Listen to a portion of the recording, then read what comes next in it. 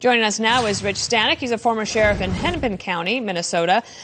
Is this how you expected it to go, or are you a little bit surprised that it was rejected so handily?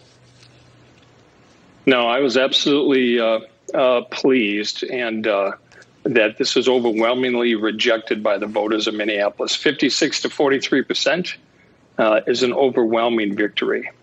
The violent crime stats in Minneapolis, we've seen them before. If you look at 2021 versus 2020, homicides are up, robbery way up, rape is a little bit lower, but still 340 year to year.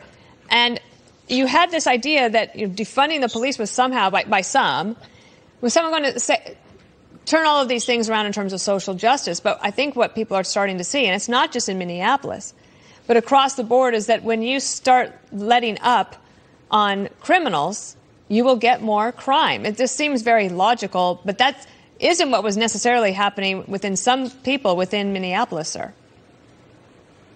Yeah, well, the abolish and defund movement in Minneapolis and across this country is a failed experiment, evidenced by the skyrocketing crime rates over the last 18 months in Minneapolis and across Minnesota.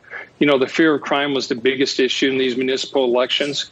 Residents were asking, well, should I stay living in the city? Businesses asked, should I continue to grow my business in the city? And others asked, well, can I continue to rely on the police department to keep us safe?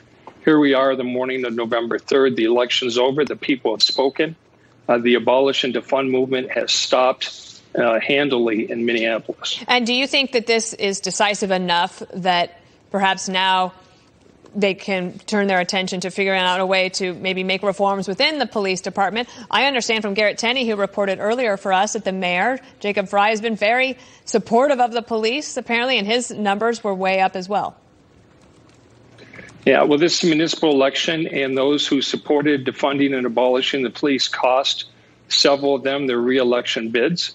But think about this. I mean, the advocates for abolishing and defunding had a vision, but they had no plan. They never communicated it to the residents themselves. You can build trust with the community. We can do strategies for community-based policing.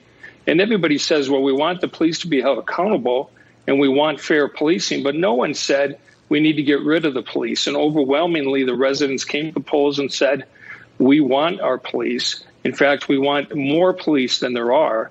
And hopefully we can get a handle on the skyrocketing crime rates.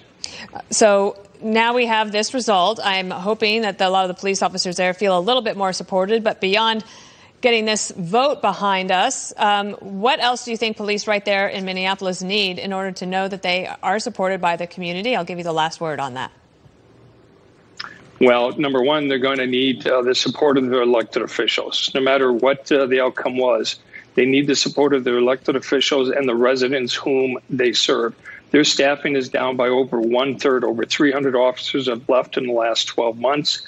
They need to build their staffing back up so they can answer the 911 calls, protect their communities, and reduce their crime rate. Well, the voters in Minneapolis basically rejected the defund the police movement. We'll see if that stops it in its tracks anywhere else. Thank you, sir, for being with us today. Thank you. Have a great morning.